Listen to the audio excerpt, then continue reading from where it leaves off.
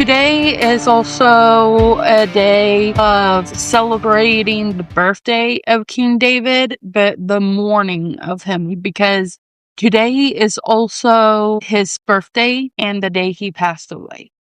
So this book actually finishes by revealing that Ruth was King David's great-grandmother. Adonai matches human Chesed with cosmic Chesed. He heals Ruth's barrenness, restores Naomi's joy, and establishes the royal Davidic bloodline. Naomi and Ruth return precisely at the start of the barley harvest.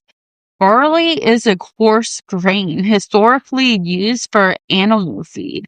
This reflects their status in chapter 2, where they are surviving on raw, basic survival level nutrition. Ruth continues gleaning through the wheat harvest. Wheat is a higher quality refined grain used for the human bread. This agricultural progression mirrors their socio-economic elevation. By the time the wheat is harvested, they are no longer just surviving.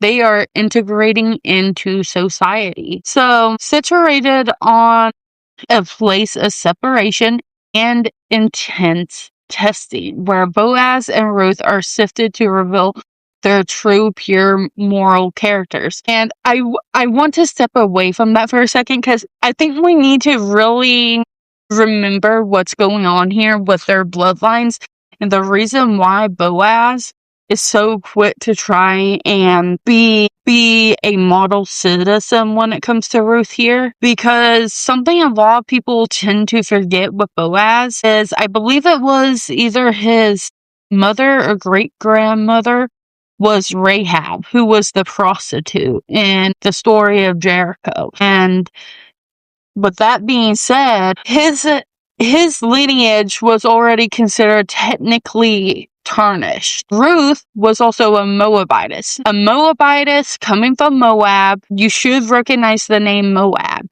Moab actually comes from the book of Genesis, involving Lot and his wife and his daughters. When Lot and his daughters are in the cave and his daughters do the unthinkable in those moments, thinking they're the last people on earth, one of them names their child Moab, which means from daddy. So you have two people that come from very disgruntled pasts, in a way, coming together in what could be a very scandalous situation. And somehow it actually winds up getting turned around, because both Ruth and Boaz have honor and they have integrity. So, in biblical Hebrew, names are never accidental. They directly telegraph a character's inner nature, their destiny, or spiritual flaws. For example, one of the first names we do see in the Book of Ruth is Elimelech, and this literally means, "My God is king." His name is highly ironic, because by fleeing the famine to Moab, he demonstrated that he did not actually trust in Adonai's sovereignty or kingship to sustain him. He had two sons, Mahlon and Chilion. Mahlon comes from the root Makala, which means sickness, and Chilion comes from Kyla, which means destruction or wasting away. Their names physically embody their tragic premature fates in Moab. When we're looking at even the two daughters-in-law to Naomi, you have Orpah, which is actually derived from the word Orith, which means the back of the neck. And this actually, it foreshadows her pivotal choice in chapter 1, when she turns her back on Naomi to return to her idolatrous homeland. The rabbis in the Talmud, specifically in the Barakot 7b, link Ruth's name to the root riva, meaning to saturate or refresh. She saturated Adonai with songs and praises through her ultimate descendant, King David. Now, looking at Boaz, his name actually translates to "in him is strength." He stands at the strong, stable, and righteous pillar of the community, who rescues the family from total collapse. Then we have, and I'm not for sure I'm going to say this correctly, Clone Almani. I know I got the last part correct. It's a rhyming idiom equivalent to John Doe or so-and-so, because he refused the ultimate act of Chesed to protect his own wealth.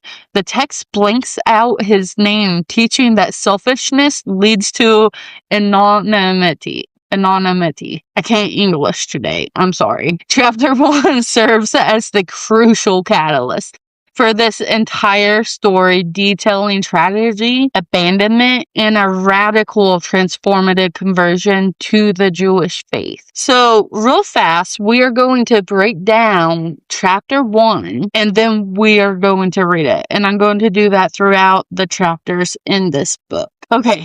So the story opens up in the era of Judges, which was a lawless and chaotic time in Israelite history. A famine prompts a wealthy Bethlehemite leader named Elimelech to take his wife Naomi and their two sons, Mahlon and Chilion, to the neighboring hostile nation of Moab. The rabbis of the Talmud and Baba Batra 91b are highly critical of Elimelech. Rather than staying to help his community during the famine of distributing his wealth to the poor, he flees the country out of selfishness. His subsequent death in Moab is viewed as divine justice for abandoning his people. After Elimelech's death, the two sons married Moabite women, Orpah and Ruth. However, after 10 years in Moab, both sons died without children. This leaves Naomi completely destitute in a foreign land. So, hearing the famine has ended in Israel, Naomi prepares to return home and tells her daughters-in-law to go back to their own families and remarry. Here's something we really need to look at. This is the conversion process. This is something that Halakha is actually designed off of. If you don't know what Halakha is, I will explain it in just a second. But initially, both women, after Naomi tells them to return to their families and remarry, both women weep and say they want to go with Naomi. However, according to the principles of Jewish law, a potential convert must be dissuaded 3 times to ensure their motives are entirely pure and not driven by societal gain. Naomi acts as the one converting them, emphasizing the poverty and hardship they will face in Judea. So Orpah follows Naomi's pragmatic advice, kisses her mother-in-law goodbye, and returns to Moab. In Jewish tradition, Orpah's tragic departure ultimately leads to her becoming the mother of the giant Goliath. If you did not know that. I actually thought that was so cool when I found that, because that actually means that David and Goliath were cousins. Well, like second or third cousins. But Ruth, however, clings to Naomi. Okay, and Ruth is actually considered the archetypical convert in Jewish history. The modern legal process of conversion practiced by rabbinical courts today is structured almost entirely around her dialogue with Naomi in chapter 1. Naomi tries to send Ruth back 3 times. From this, the Talmud in Yavamot 47b rules that a court must initially discourage a potential convert. We inform them of the anti-Semitism, the hardships, and strict responsibilities of being Jewish to ensure their motives are entirely pure. So, also, there's the whole acceptance of the commandments. It's the Kabbalah HaMitzvot. Midrash maps Ruth's famous vow directly to the acceptance of specific Jewish laws. Where you go, I will go.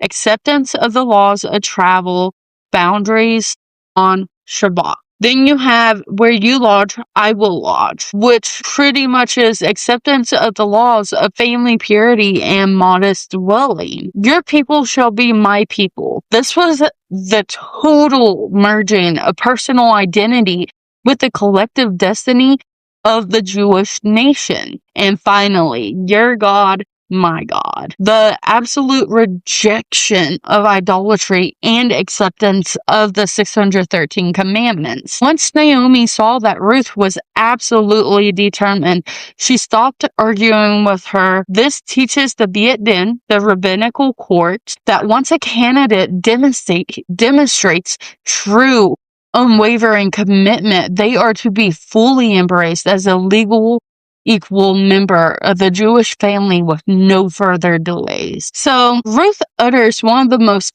famous declarations of loyalty in all of Scripture. Instead of just showing affection, she makes a total, unconditional commitment to Judaism and to Naomi, and it's that famous line, where you go, I will go, and where you stay, I will stay. Your people will be my people, and your God, my God. In the original Hebrew, Ruth does not say your God. She literally says, and your God, my God, indicating a deliberate theological break from Moabite idolatry to embrace the monotheism of Israel. This marks her formal, complete conversion to Judaism. So, before we get into chapter 1, let's look at the change of names, because Naomi has the name change to Mara. When Naomi and Mara finally arrive in Bethlehem, the town is stirred. Naomi tells them not to call her Naomi, from the root word Naom means pleasantness or sweetness, but to call her Mara, which means bitter. Naomi expresses deep anguish, stating, "The Almighty has made my life very bitter.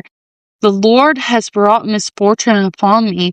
Her perspective in chapter 1 is one of utter despair. She believes Adonai has abandoned her and left her empty. Chapter 1 winds up ending by noting they arrived at the beginning of the barley harvest. The mention of the harvest is the literary hinge of the chapter, signaling the dawn of redemption, provision, and a turning point for the heartbroken Naomi and the devoted Ruth. I am using the ESV. Y'all, when you hear this, feel free to use whatever version you want. In the days when the judges ruled, there was a famine in the land, and a man of Bethlehem in Judah went to sojourn in the country of Moab. He and his wife and his 2 sons, the names of the man was Elimelech, and the name of his wife Naomi, and the names of his 2 sons were Mahlon and Chilion. They were Ephrathites from Bethlehem in Judah. They went into the country of Moab and remained there. But Elimelech, the husband of Naomi, died, and she was left with 2 sons. These took Moabite wives. The name of the one was Orpah, and the name of the other Ruth. They lived there for about 10 years, and both Mahlon and Chilion died, so that the woman was left without her 2 sons and her husband. Then she rose with her daughters-in-law to return from the country of Moab, for she heard in the fields of Moab that the Lord had visited his people and given them food. So she set out with her 2 daughters-in-law, and they went on the way to return to the land of Judah. But Naomi said to her 2 daughters-in-law, "Go, return each of you to her mother's house. May the Lord deal kindly with you, as you have dealt with the dead and with me. The Lord grant that you may find rest, each of you in the house of her husband."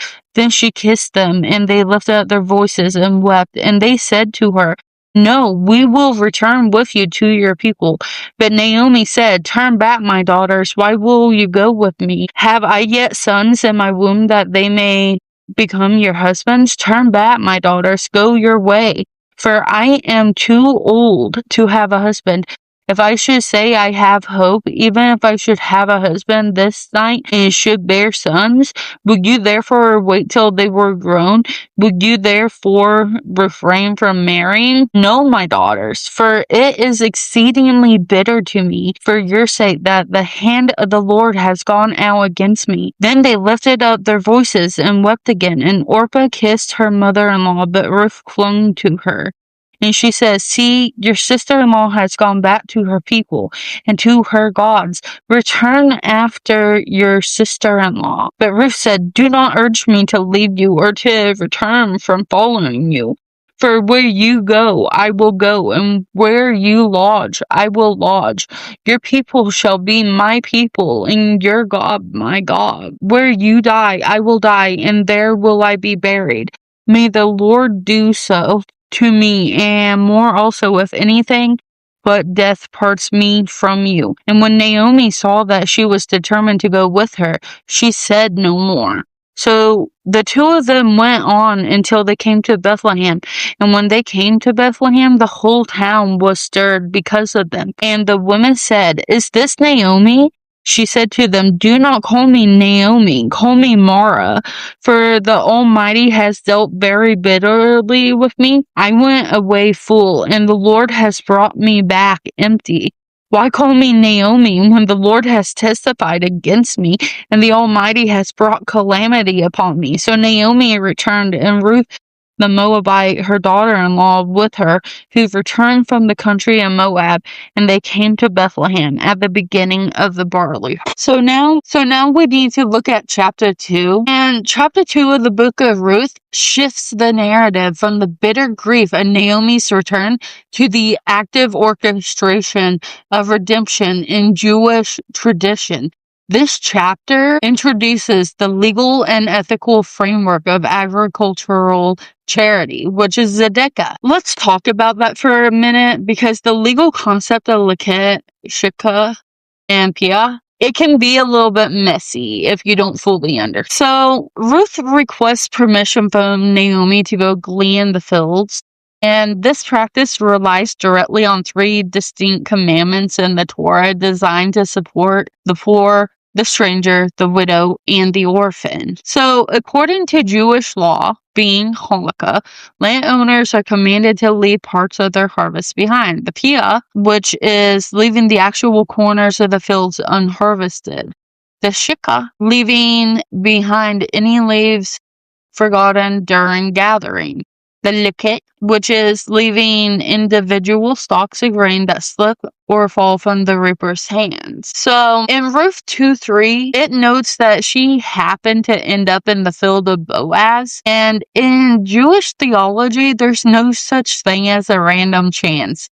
The use of the word mikra is understood by commentators as a literary code for hidden divine providence. Adonai is entirely behind the scenes, pulling the threads of history. So let's take a look at this for a second with Boaz, because he was a type of exemplary Israelite leader. He arrives at his field and he greets his harvesters with, "The Lord be with you." And they respond, "The Lord bless you." The Talmud, which is in the Barakah 54a, highlights this exchange to show how Boaz elevated a mundane workspace into a holy environment, honoring the dignity of his workers.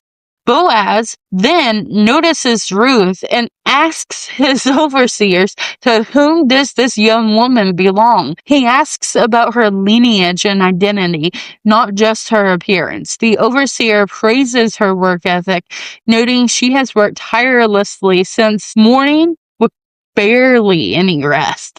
So Boaz speaks directly to Ruth, instructing her to stay exclusively in his fields for her own safety.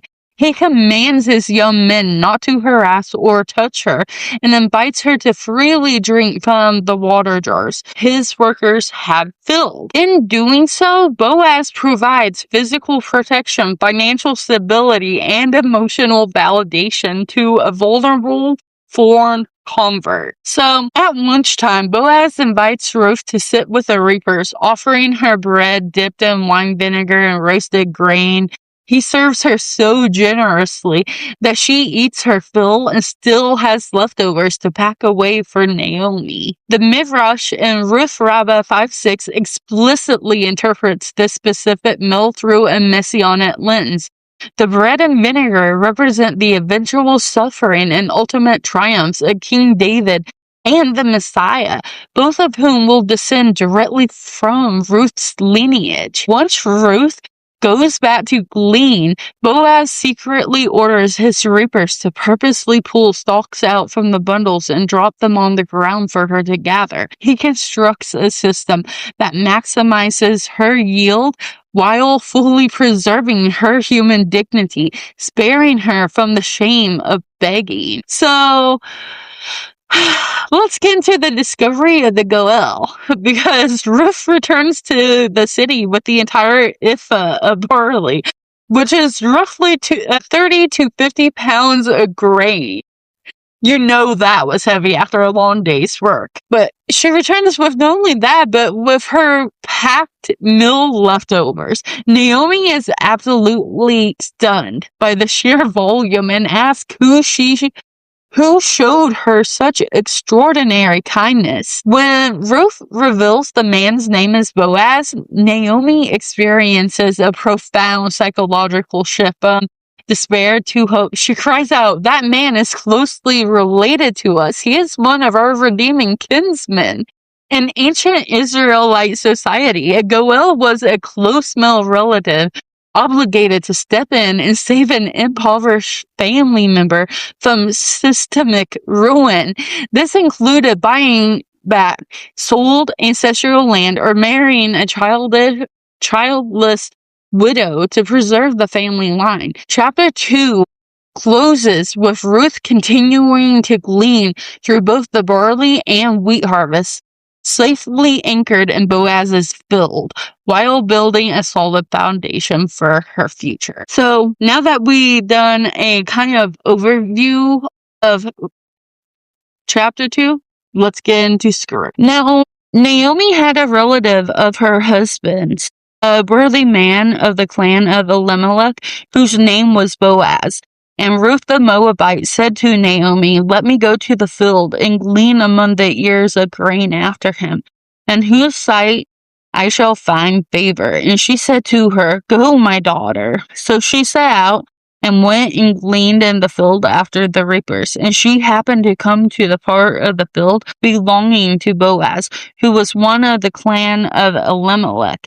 And behold, Boaz came from Bethlehem, and he said to the reapers, "The Lord be with you." And they answered, "The Lord bless you." Then Boaz said to his young men, who was in charge of the reapers, "Whose young woman is this?" And the servant who was in charge of the reapers answered, "She is the young Moabite woman who came back with Naomi from the country of Moab."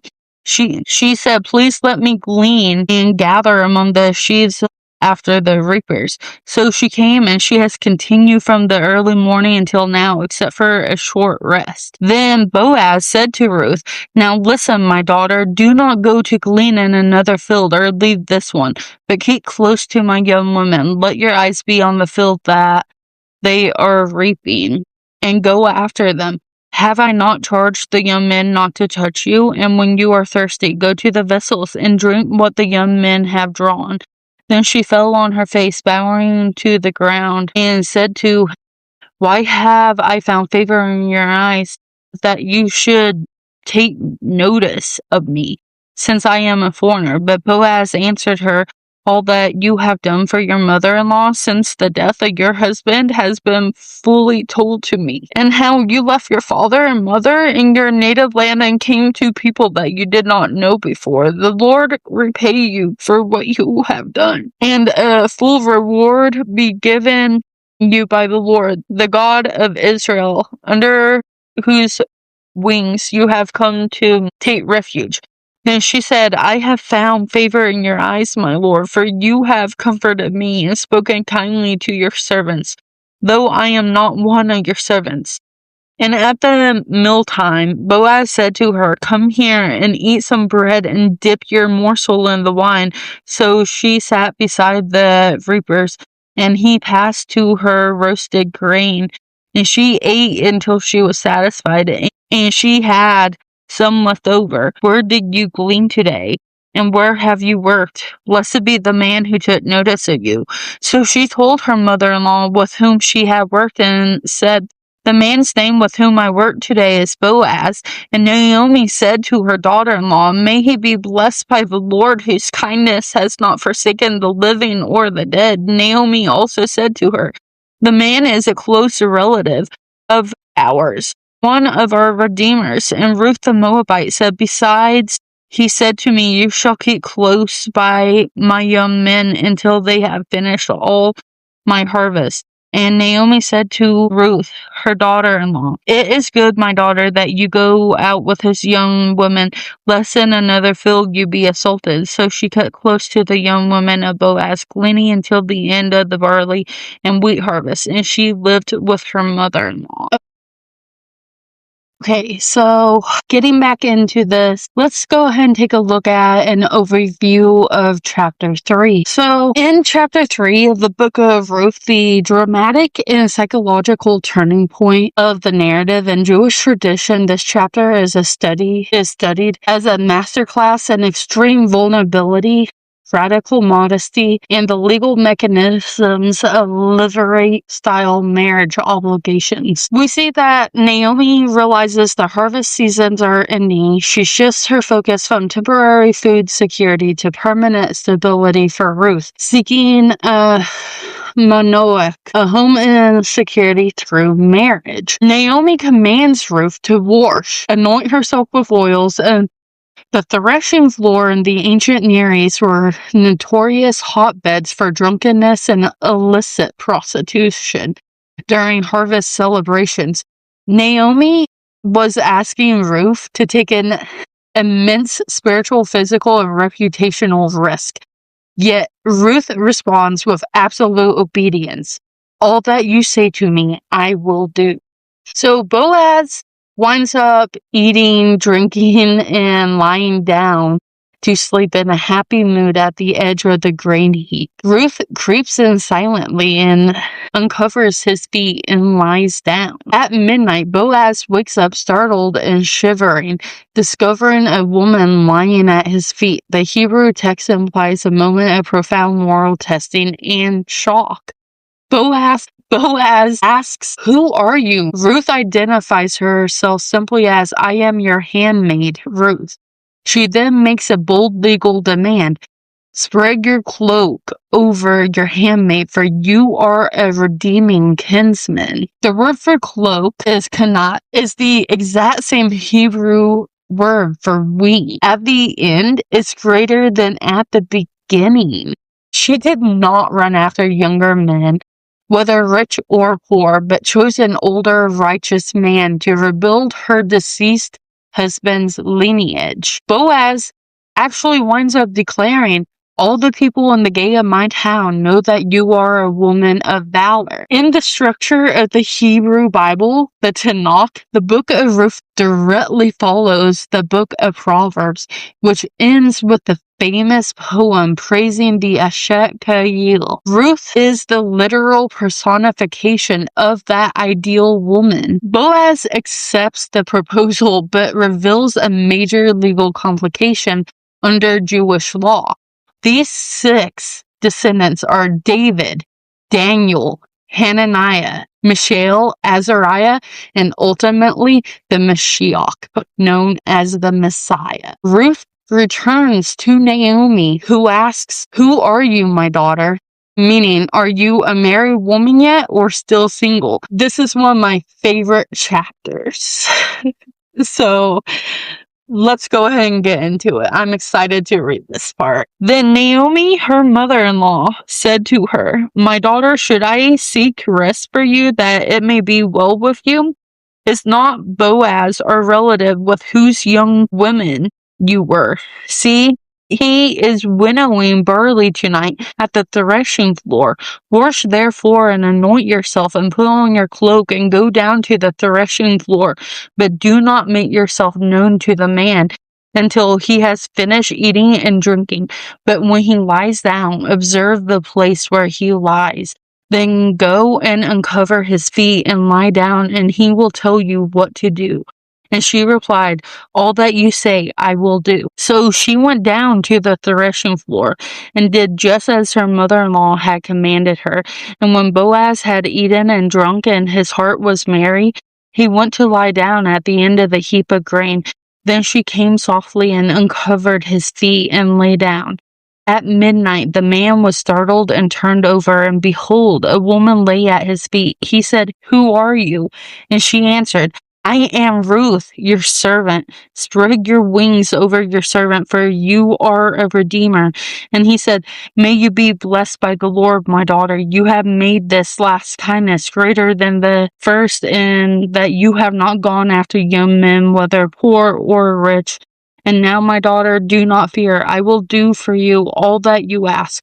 For all my fellow townsmen know that you are a worthy woman. Now it is true that I am a redeemer, yet there is a redeemer nearer than I. Remain tonight. In the morning, if he will redeem you, good, let him do it. But if he is not willing to redeem you, then as the Lord lives, I will redeem you. Lie down until the morning." So she lay at his feet until the morning, but arose before one could recognize another. And he said, "Let it not be known that the woman came to the threshing floor." And he said, "Bring the garment you are wearing and hold it out." So she held it, and he measured out 6 measures of barley and put it on her. Then she went into the city, and when she came to her mother-in-law, she said, "How did you fare, my daughter?" Then she told her all that the man had done for her, saying, "These 6 measures of barley he gave to me, for he said to me, 'You must not go back empty-handed to your mother-in-law.'" She replied, "Wait, my daughter, until you learn how the matter turns out, for the measure will not rest until..." Okay, so getting into chapter 4 of the Book of Ruth, it brings the narrative to its legal, historical, and cosmic climax. In Jewish tradition, this chapter is studied as a foundational text for the laws of property redemption, the biblical tracking of conversion, validity, and the ultimate origins of the Davidic messianic lineage. Boaz winds up wasting no time. He goes directly to the city gate, the location of the ancient Israelite high court, and gathers 10 elders. In Jewish law, gathering 10 men establishes a formal public forum, which is still required today for major life cycle events like weddings. The closer Redeemer arrives, and the text calls him Ploni Almani, which translated as so-and-so. The Midrash explains that his name was Tov, but the text erases his identity because he refused to perform a supreme act of kindness. The relative immediately backs out, saying, "I cannot redeem it, lest I ruin my own inheritance." Bless you, Kita. So why did Ploni Almani think marrying Ruth would ruin his inheritance? The Torah explicitly states in Deuteronomy chapter 23, verse 4, that a Moabite may never enter the congregation of the Lord. The relative feared that marrying a Moabite convert would make his children illegitimate and ruin his lineage. Boaz knew a specific legal tradition passed down through the oral law. The Torah's prohibition applies strictly to Moabite men who aggressively refused to give Israel bread and water in the desert, not Moabite women. By refusing, Ploni Almani demonstrated that he lacked faith in the oral Torah's interpretation. Boaz, by stepping forward, validated this legal ruling once and for all, paving the way for Ruth's full, undisputed integration of the Jewish people. So, to finalize the transfer of rights, the relative removes his shoe and hands it to Boaz. The ancient legal transaction symbolized giving one's physical foothold or right to walk upon a specific piece of land. Boaz announced to the elders and the townspeople that he has legally acquired the land and taken Ruth as his wife to restore the name of Milan. The 10 elders loudly witnessed the event and bestow a historical blessing upon Ruth. May the Lord make the woman who is coming into your house like Rachel and Leah, both whom built up the house of Israel. In Jewish thought, it is highly significant that the elders compare Ruth, the foreign convert, directly to the foundational matriarchs of the Jewish nation. So then, Boaz marries Ruth. The text notes that the Lord let her conceive and she gave birth to a son. This closes the painful loop of her 10 years of barrenness in Moab. The neighborhood women gather around Naomi and praise Adonai, declaring that her daughter-in-law who loves her is better to her than 7 sons. Naomi places the baby on her bosom and becomes his nurse.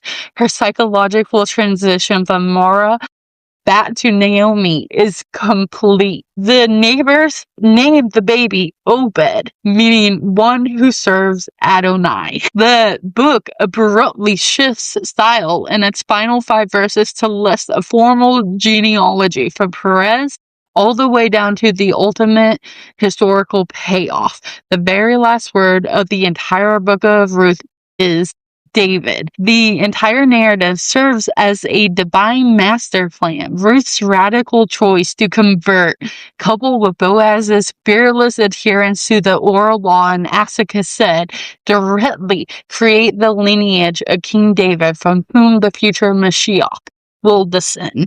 So, let's get into chapter 4. Now Boaz had gone up to the gate and sat down there, and behold, the Redeemer of whom Boaz had spoken came by. So Boaz said, "Turn aside, friend, sit down here." And he turned aside and sat down, and he took 10 men of the elders of the city and said, "Sit down here." So they sat down. Then he said to the Redeemer, "Naomi, who has come back from the country of Moab, is selling the parcel of land that belonged to her relative Elimelech. So I thought I would tell you of it and say, buy it in the presence of those sitting here and in the presence of the elders of my people. If you will redeem it, redeem it. But if you will not, tell me that I may know, for there is no one beside you to redeem it, and I come after you." And he said, "I will redeem it." Then Boaz said, "The day you buy the field from the hand of Naomi, you also acquire Ruth, the Moabite, the widow of the dead, in order to perpetuate the name of the dead in his inheritance." Then the Redeemer said, "I cannot redeem it for myself, lest I impair my own inheritance. Take my right of redemption yourself, for I cannot redeem it." Now this was the custom in former times in Israel concerning redeeming and exchanging. To confirm a transaction, the one drew off his sandal and gave it to the other, and this was the manner of attesting in Israel. So when the Redeemer said to Boaz, "Buy it for yourself," he drew off his sandal. Then Boaz said to the elders and all the people, "You are witnesses this day that I have bought from the hand of Naomi all that belonged to Elimelech and all that belonged to Chilion and to Mahlon. Also Ruth the Moabite, the widow of Mahlon, I have bought to be my wife, to perpetuate the name of the dead in his inheritance, that the name of the dead may not be cut off from among his brothers and from the gate of his native place. You are witnesses this day." Then all the people who are at the gate and the elders said, "We are witnesses. May the Lord make the woman who is coming into your house like Rachel and Leah, who together built up the house of Israel. May you act worthily in Ephrathah and be renowned in Bethlehem, and may your house be like the house of Perez, whom Tamar bore to Judah, because of the offspring that the Lord will give you by this young woman." So Boaz took Ruth, and she became his wife, and he went in to her, and the Lord gave her conception, and she bore a son. Then the woman said to Naomi, "Blessed be the Lord, who has not left you this day without a redeemer, and may his name be renowned in Israel. He shall be to you a restorer of life and a nourisher of your old age, for your daughter-in-law who loves you who is more to you than 7 sons, has given birth to him. Then Naomi took the child and laid him on her lap and became his nurse. And the woman of the neighborhood gave him a name, saying, a son has been born to Naomi. They named him Obed. He was the father of Jesse, the father of David.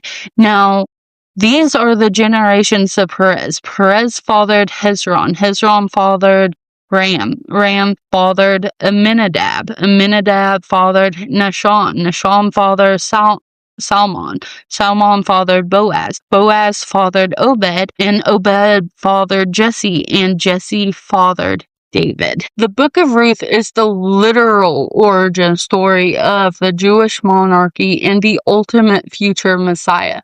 By tracking her lineage, Jewish tradition uncovers how a Moabite convert becomes the ultimate matriarch of royalty. The lineage actually starts in Genesis 38 with Judah and Tamar.